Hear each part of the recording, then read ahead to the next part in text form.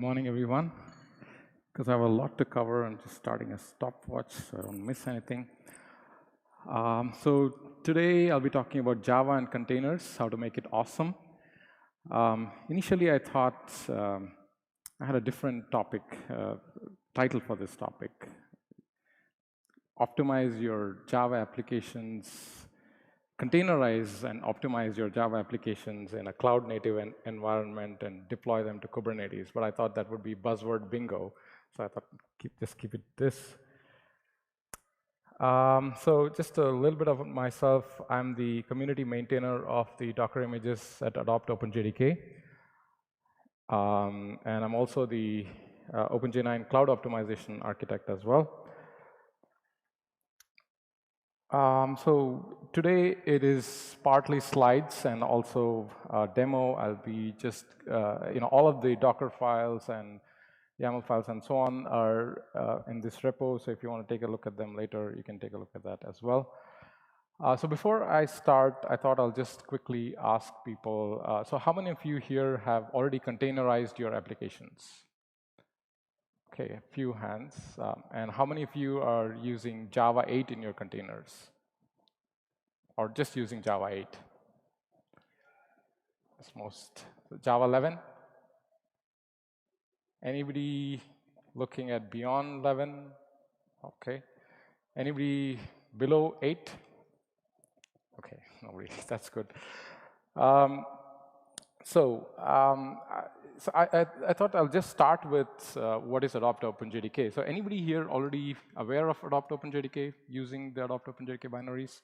Okay, so Open JDK is a community which helps you provide pre-built Open JDK binaries, and it consists of the build scripts and the infrastructure, where we pull from the Open JDK sources, build from there, and do a lot of testing. And we have extensive Jenkins setup over there, and publish the binaries. So these are downloadable, and you have REST APIs, and of course the Docker images are available over there.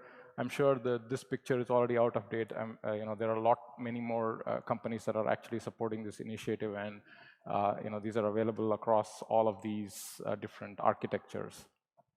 So I think this would be a good place to start if you are wanting to containerize your Java applications. The Docker images, would be a good start. So what I wanted to do today was to just walk through the normal cycle, assuming that we are all Java developers here, application developers. So what would be the normal cycle of a Java application developer? What are the different stages? And look at each and every stage and look at how we can optimize that stage for, if you want to run your application in a containerized environment. So the first thing would obviously be the build.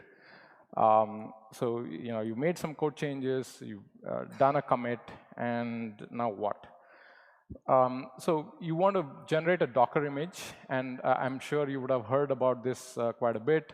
You want to make sure that your Docker image is as small as possible. So why is this a requirement?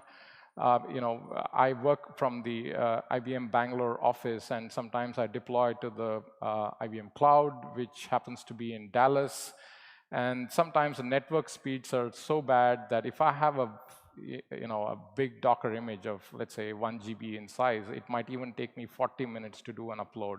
You don't want to be having something, you don't want to be doing that when you're deploying your applications, especially when there is a agile process and you're doing several hundred commits a day and so on. So you want to be able to have small images and keep the time that it takes for you to push your images to the repos, or provision and deploy them in a Kubernetes cluster, for example, as shortly as possible. So there are a number of ways in which you can actually reduce the size of the image.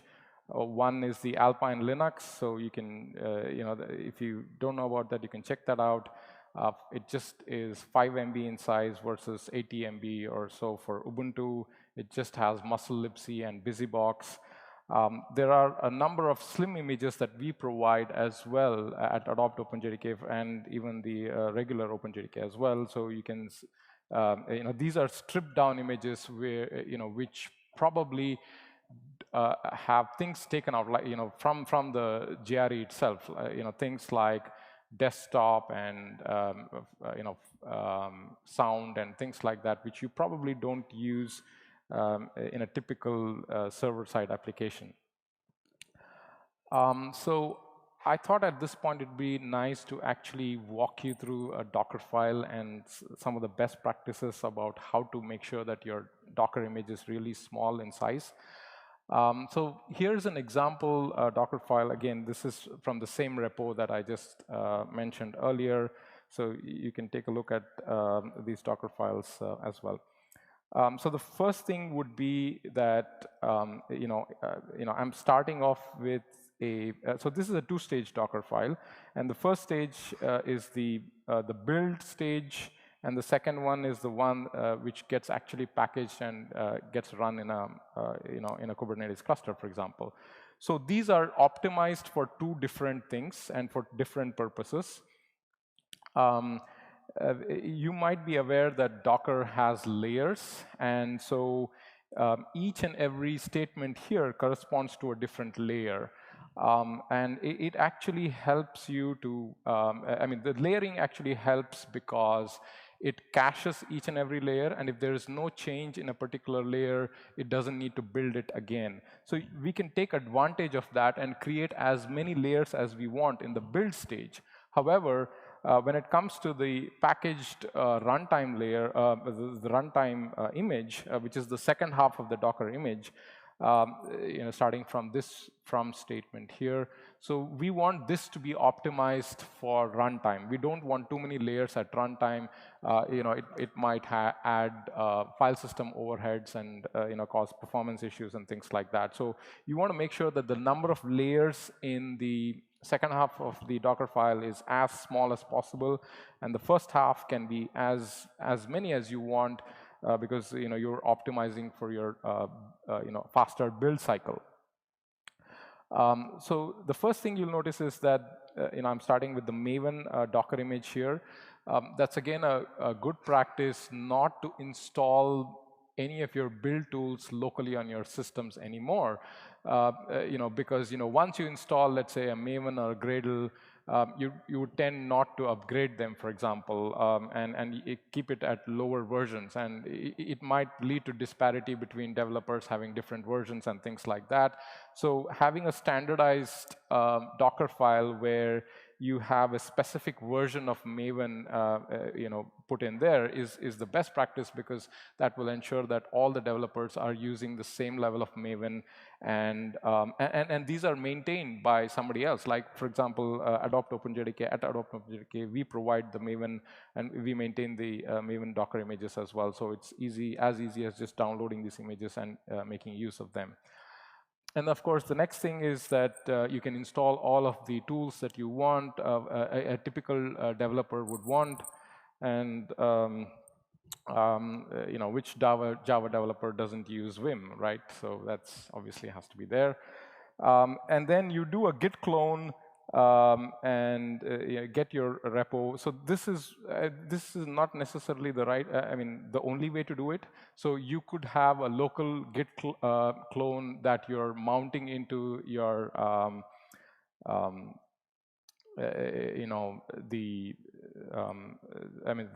during the Docker build as well. But this is a easier, cleaner way, because this encapsulates the entire sources inside your container and make sure that you can do a build.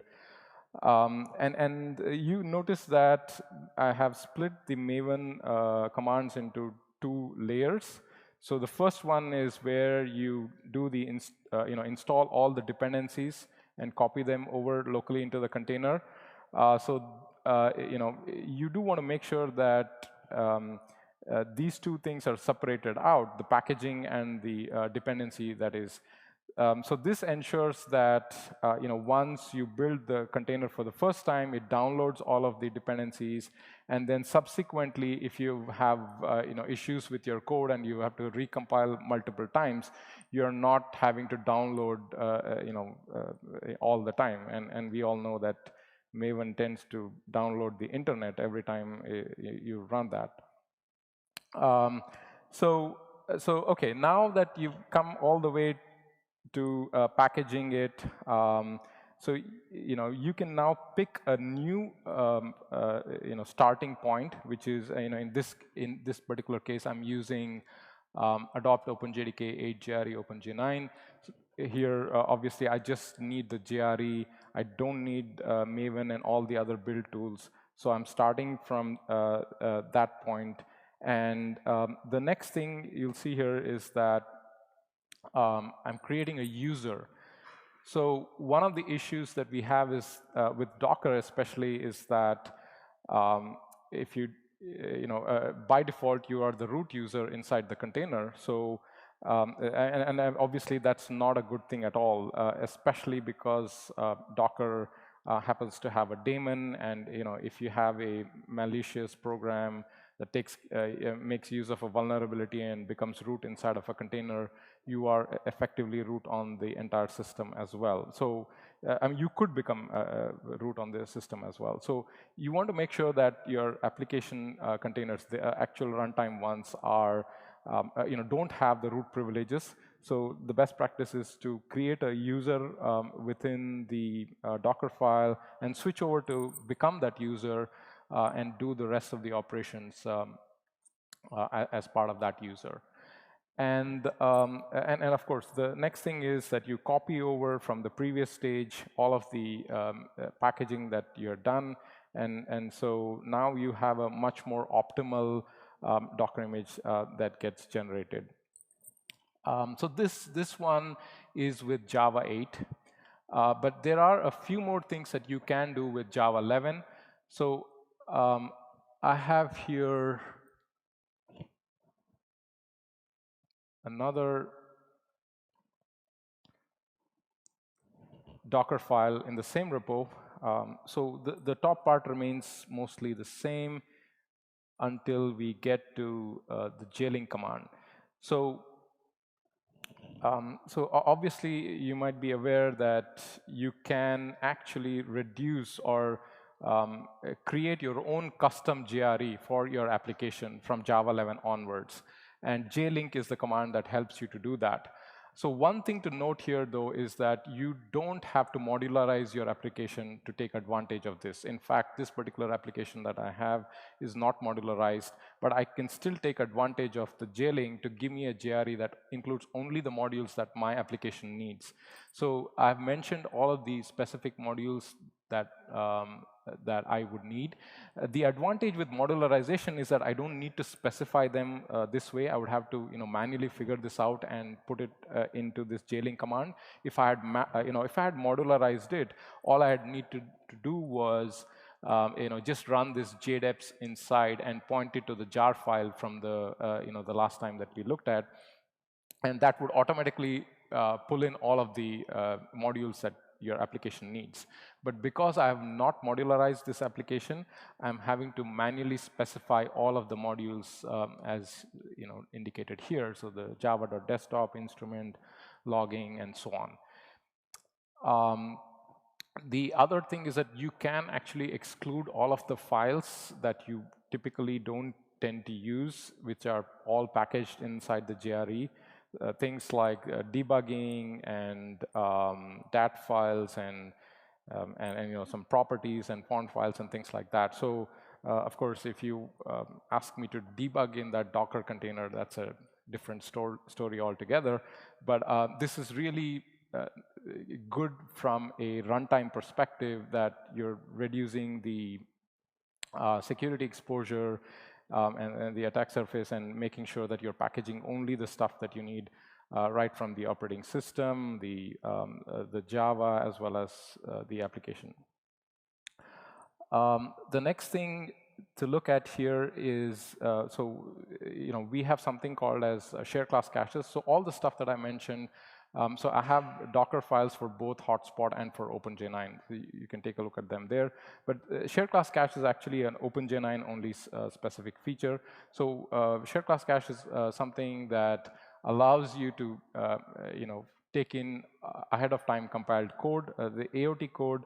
So what, how do we generate that is basically by actually running the application. So if you see here, I'm specifying the share class cache command line, and then I'm actually running the application within the Docker file.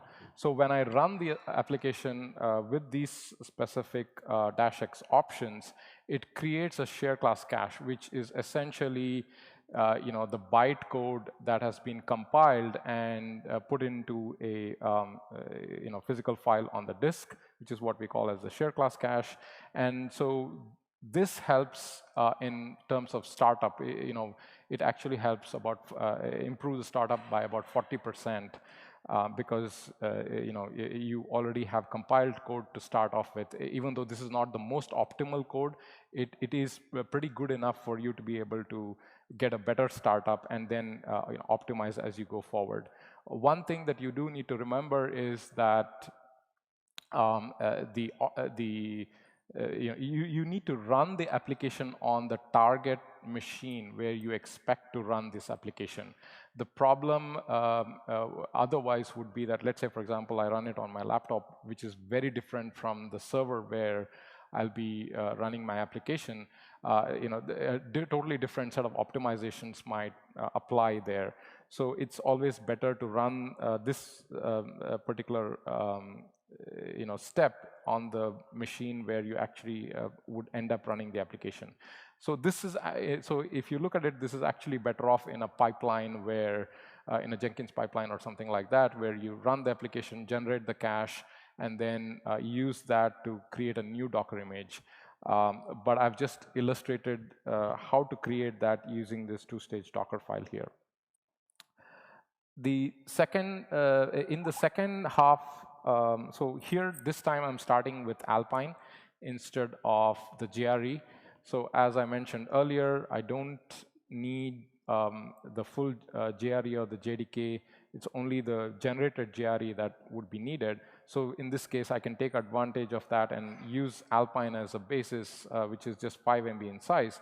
But because Adopt Open JDK provides binaries that are compiled with glibc and not muscle libc, which is what is available in Alpine, I do need to install glibc within Alpine. So I have a custom version, and the Docker file for this is available in the repo as well. So I start with that 3.10 version of Alpine, install glibc on top of that, and do the same set of steps that I did earlier, except that this time, when I copy over the application code, it's also copying over the JRE that was generated, the custom JRE, as well as the shared class cache. So this together, generates not only a really small image, but also make sure that we get good startup time. So let me actually run this and check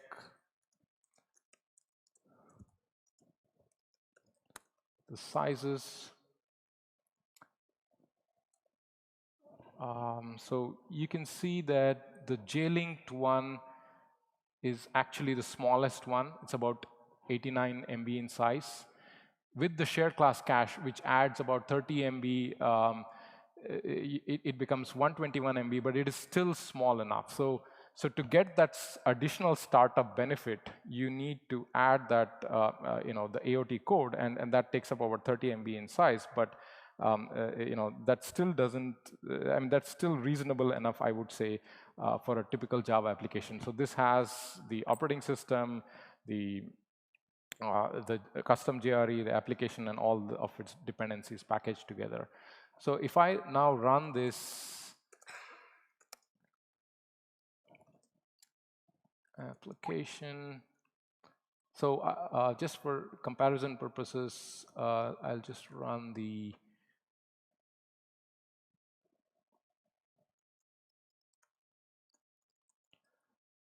J-linked version first.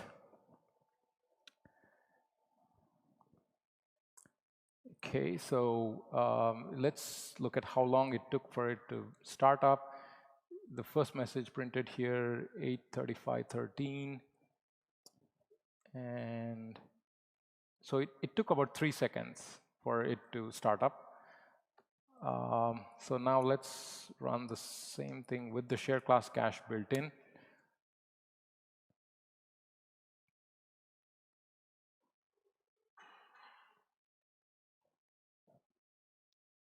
So this, as you can see, it took about 2 seconds. So it starts at 41.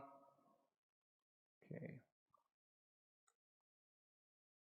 8:35:41 and 8:35:43. So it took about 2 seconds. So typically you get a 40% benefit. I mean, this was of course a pretty simple application, but larger the application, the more classes that you have, the more benefit that you can get out of this. So just to make sure that we have it actually running, let me run the application. I can access it from localhost 8080. So this is just a sample application that uses the Watson APIs for text-to-speech. Say,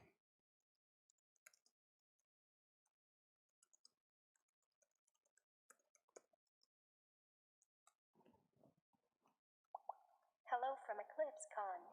Okay, so okay, so I think the last thing I wanted to mention when it comes to Docker files is the fat jar and the hollow jar concept. Again, this is something that people are talking a lot about recently.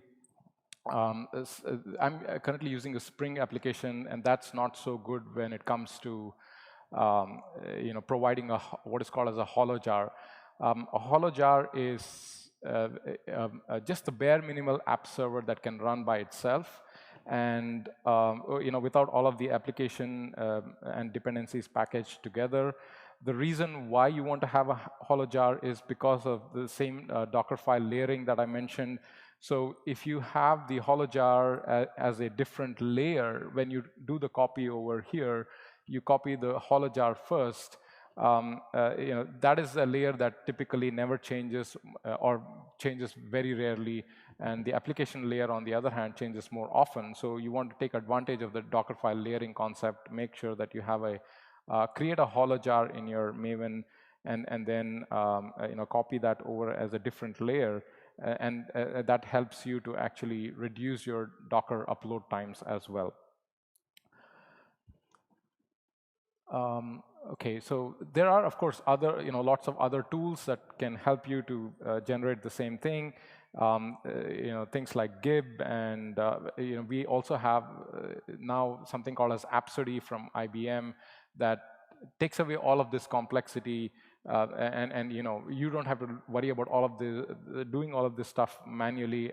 So Apsody is a tool that helps you to actually create the most optimal Docker file and generate the Docker images for you. So I do, ask. You can take a look at it when you're free. Okay, so moving on. So now that you have created the most optimal size of the Docker image, and of course the startup part as well. So I think I've already covered this. So using the share class cache, it allows you to get the best startup, or reduces the startup by about 40%. There's another mode here, which is the quick start. You can use that if it's a short running application. Things like serverless use cases probably would be a good fit. But if your application is a long running one and you're worried about throughput, X quick start probably is not so good. Okay, so we have now an application that is starting. You saw how quickly it started. It still took about a couple of seconds. But what if you want instant startup? And in fact, serverless is something that expects you to start really, really quickly. Maybe sub-second. And CRIU I found is a tool that is very useful in that particular regard. CRIU is checkpoint restart in user space. It's a Linux project. I would ask you to check that out. It's really nice. It's an open source project built by the Linux community, and what it allows you to do is bring up an application. So once you bring up the application and it starts, for example, the top bar at the bar at the top. So that's the normal startup time of the application. So once the application comes up, you can do a checkpoint. So what a checkpoint is essentially taking the contents of the application in memory and dumping it to disk. So you take a checkpoint and dump all of the memory contents onto disk. Now you can create a Docker image out of that and commit the Docker image. So now when you run the Docker image, we run CRIU restore internally. So the restore is nothing but just copying the contents of the disk back into memory, and it appears as if the application started up instantly. So usually the restore takes something like 200 milliseconds, or it depends on the size of the application. For really small applications, it takes up something like 10 to 15 milliseconds.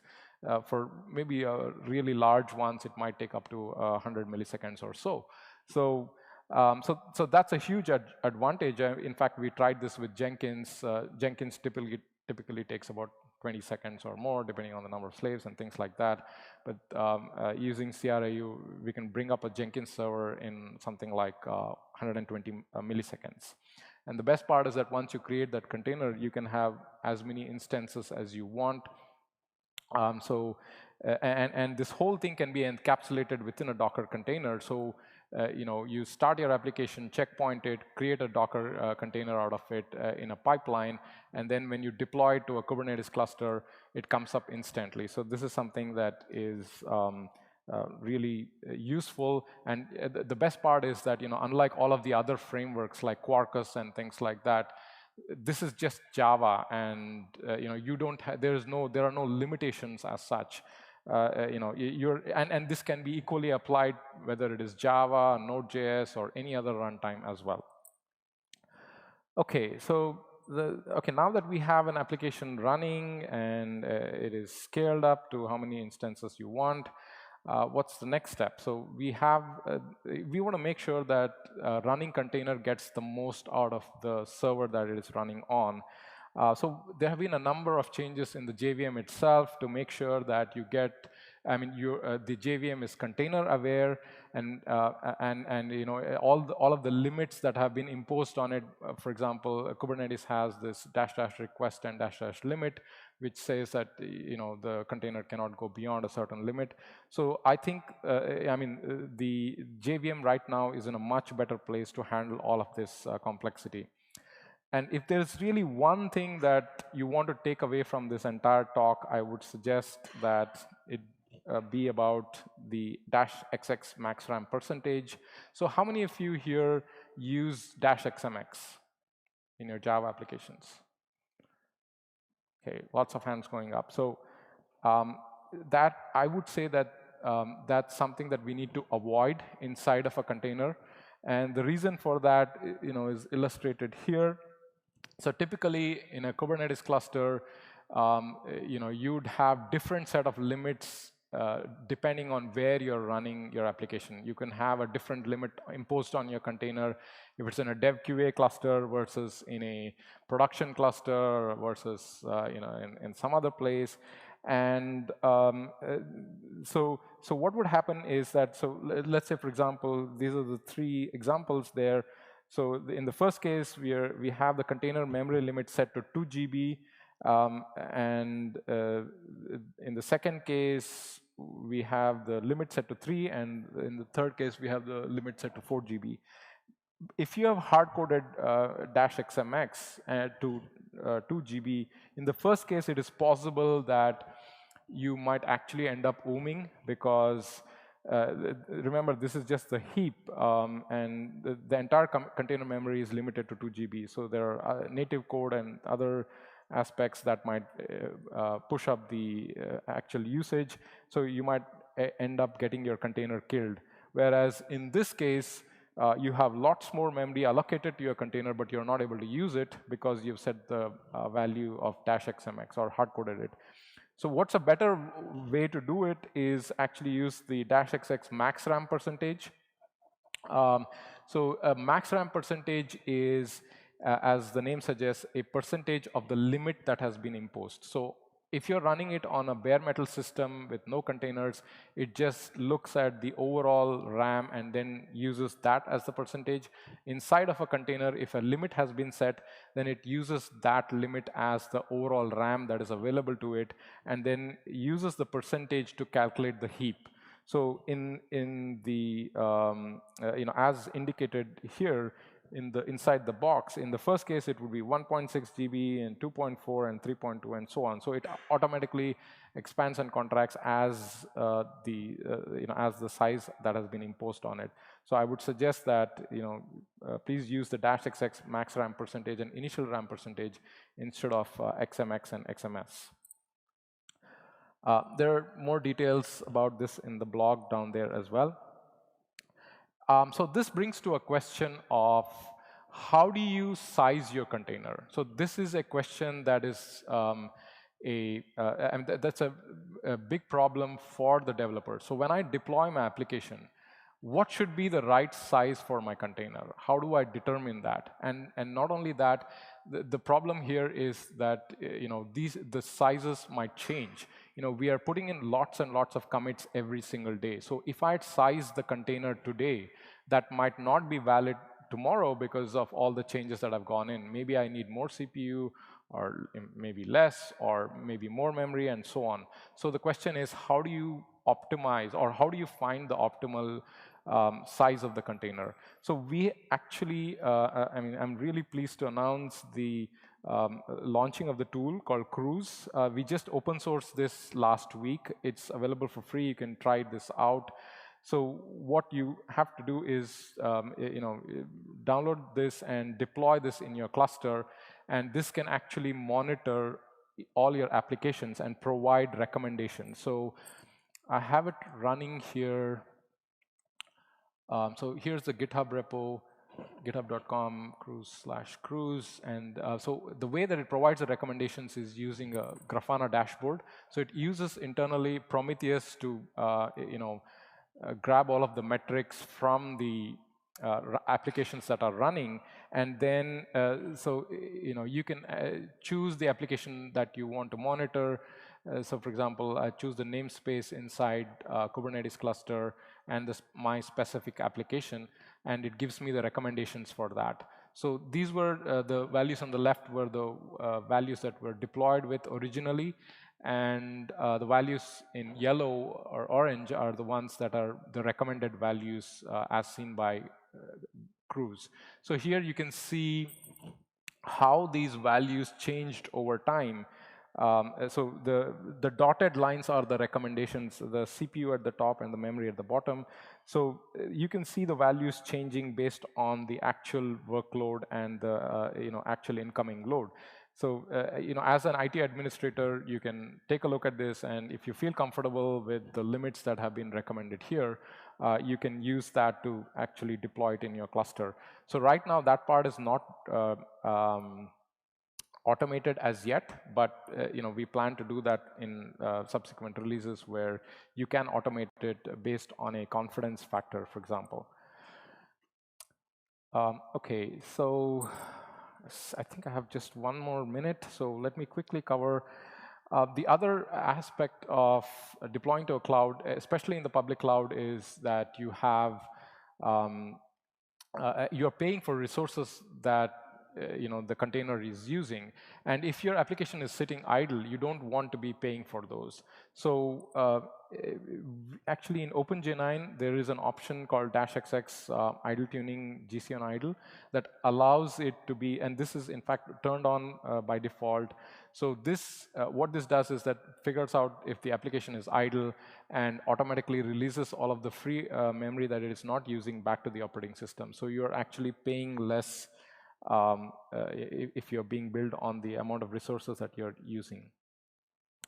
And the last thing that I have is about debugging. So it's not very easy, especially because of if I remember in the first stage we tried and stripped away everything, And so now it makes it a lot more difficult for you to be debugging in containers. So one thing that we do have, I mean, this one is the OpenJ9 Diagnostic MX Bean. I think on Hotspot it's called just the Diagnostic MX Bean, so it's available there as well. So you can actually use this, connect to a running application inside of a container using JConsole, for example, and then trigger a dump. So this doesn't require you to restart your container or add in special options and things like that. So your container is running, you can connect to it, and then trigger a dump using just from JConsole itself. Okay, so we also have something called as a Java core, where where the application, so this, when you do a dump, it gives you information about the running application. So we have added additional fields in there to determine whether or not the application was running in a container, and also about any limits that were imposed on the container, so that it helps you when you're debugging as well. Okay, so yeah, that's all I had. So we covered all of the different stages that a typical developer would go through, and looked at each of them to see how it can be optimized from a container perspective. There are a number of links that, the application that the demo application and all the Docker files, you can get it from the first link.